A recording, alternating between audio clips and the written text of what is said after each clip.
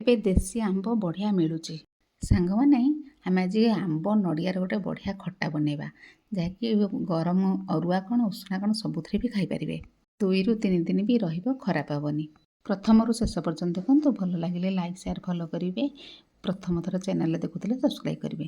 ଆମ୍ବକୁ ଏମିତି ଭଲ ଭାବେ ଚୋପା ଛଡ଼େଇକି ତାକୁ ଏମିତି ମଝିରୁ କଟ୍ କରିକି 4 ପିସ୍ କରିକି କାଟିଦେବା। ଆମ୍ବରେ କେତେ ପ୍ରକାର ଖଟା ବନେଇଥିବେ, ଥରେ ଏମିତି ବନେଇକି ଦେଖନ୍ତୁ କେତେ ବଢ଼ିଆ ଲାଗୁଛି। ମୋତେ ନିଶ୍ଚୟ କମେଣ୍ଟ ସେକ୍ସନରେ କମେଣ୍ଟ କରିକି ଜଣାଇବେ। ଖଟା ଲାଗି ଆଗେ ଆମେ ମସଲା ରେଡ଼ି କରିଦେବା। ଆମେ 2ଟା ଶୁଖିଲା ଲଙ୍କା, 2 ଚାମଚ ଜିରା ଆଉ 2 ଚାମଚ ପଞ୍ଚ ଫୁଟଣ।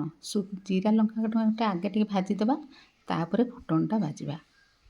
ସେଇ କଡ଼େଇରେ ତେଲ ଦେଇକି ଶୁଖିଲା ଲଙ୍କା 2ଟା, ପାନମଧୁରୀ 1 ଚାମଚ, ଫୁଟଣ ଟିକେ। ଖଟାରେ ଟିକେ ପାନମଧୁରୀ ଅଧିକ ଦେଲେ ବେଶୀ ଭଲ ଲାଗେ। ସ୍ୱାଦ ଅନୁସାରେ ଲୁଣ ହଳଦୀ ପକାଇକି ତାକୁ ଘାଣ୍ଟିକି ଘୋଡ଼େଇ ଦେବା। ଘୋଡ଼େଇ ଭାଜିଲେ ଜଲ୍ଦି ସିଝି ବି ଯିବ, ତାପରେ ଲାଲ ବି ହେଇଯିବ।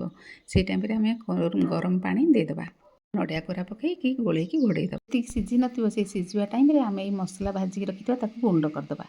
ହାଲକା ଖଦଡ଼ିଆ ଥିବ, ଗୁଣ୍ଡ କରିବାଟା ବଢ଼ିଆ ଟେଷ୍ଟ ଲାଗିବ। ଏଠି ଆମେ ସ୍ୱାଦ ଅନୁସାରେ ଚିନି ଦେଇଦେବା। ଯଦି ଟିକେ ଅଧିକ ମିଠା କରିବା, ସେ 4-5 ଦିନ ରହିବ, ଖରାପ ହେବନି। ଯଦି କମ୍ ମିଠା ପସନ୍ଦ କରୁଥିବେ, କମ୍ ମିଠା କରିବେ, ତାହେଲେ ବେଶୀ ଦିନ ରହିବନି।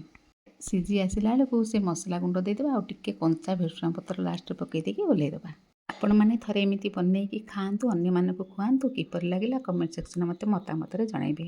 ପୁଣି ଆଉ ଗୋଟେ ନ୍ୟୁ ରେସିପି ଧରିକି ଆସିବି। ରହୁଛି, ଜୟ ଜଗନ୍ନାଥ।